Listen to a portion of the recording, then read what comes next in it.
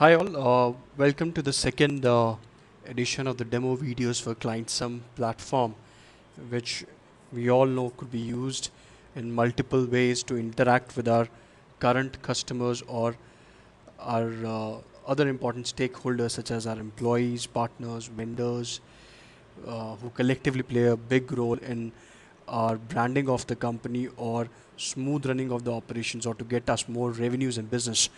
So in this video, we would be focusing more on the reports section, which for any platform like this is the core of it as to how exactly I read the inputs, the data, uh, survey information, whatever we may call it, that we have collated with a lot of hard work as to now how do I analyze that to use that information in creating my strategies.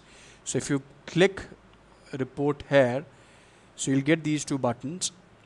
So first one is NPS. If I click that, so I get this kind of a simple report which talks about the net promoter score, which we already know by now that is considered globally as the biggest benchmark for understanding how likely our customers are to promote your brand to their friends and colleagues, which is very important to get you additional business or to have a strong branding in the market.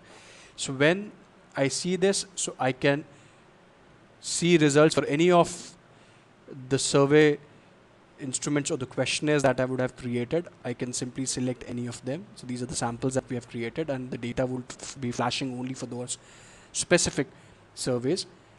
Here, this is the industrial benchmark score, what we would have received at the industry level. And this is your current score on the survey that you're running that your respondents or your customers or potential customers would have filled.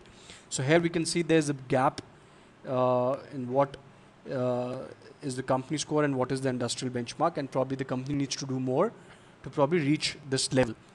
These two bars indicate how many or what percentage of people are acting as detractors who probably are not happy with the services or they have some issues which needs to be addressed, and 71.4% here indicate that probably they are the promoters who are very happy. So this overall score is very good. Now if I want to see the results only for detractors or promoters, I simply either click on this and I see underneath that probably these are the two cases or two respondents who would have filled the survey with the ratings and probably the feedback wherein they've indicated things like needs improvement in storyboarding, the services were average and so on. And if I want to look at the people who are promoters, so I look at that and I get all the feedback, and I can take a output or a download in Excel, in PDF also. Plus I get to see the sentiment analytics. So if I want to see for all, I can see the sentiment analytics, which implies the more closer I am to the number one. So this is text analytics, whatever is given in text under feedback. So it converts it into a number.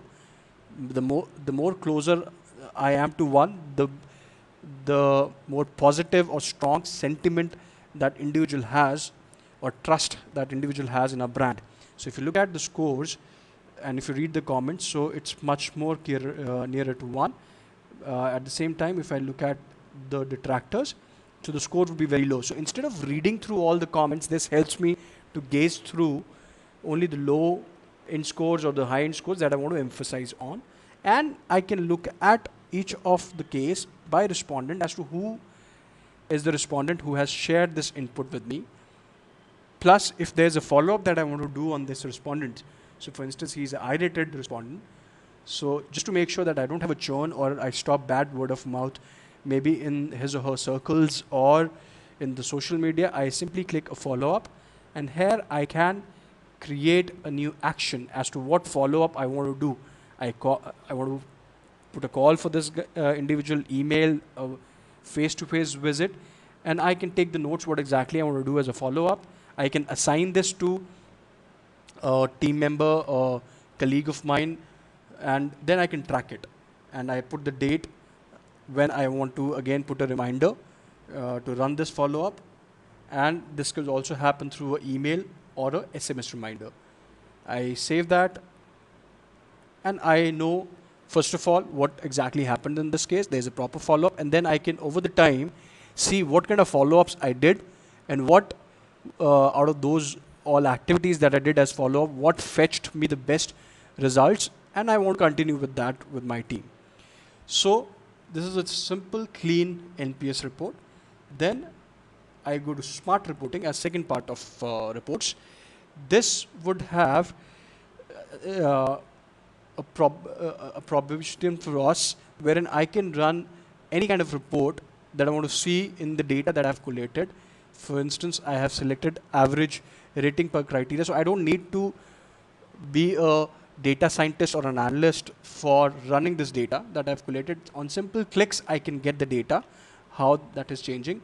I can change my chart types. I can have heat maps, line charts, bar charts, the way I want to look at the data. I can change that data. I can see the responses on that, and I can even take a quick export of this report to have our internal discussions, to connect with my management and plan my follow-up processes accordingly. Thank you.